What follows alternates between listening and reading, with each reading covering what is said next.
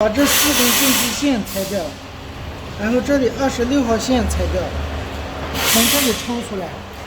电极线跟26号线从这里抽出来，抽出来以后，把这里，你看这里有这螺丝，把它卸掉，然后把这1、2、3、4、5套螺丝卸掉，把这里卸掉就可以拆开了。装上去呢？装上去也一样。就是把这个装好，把这里螺丝装上，这里螺丝装上，然后把前面跟刀条对齐，这里对齐，跟刀条对齐，然后把螺丝全部锁紧，然后再把这两根线从这里穿进来，把线接好就行了。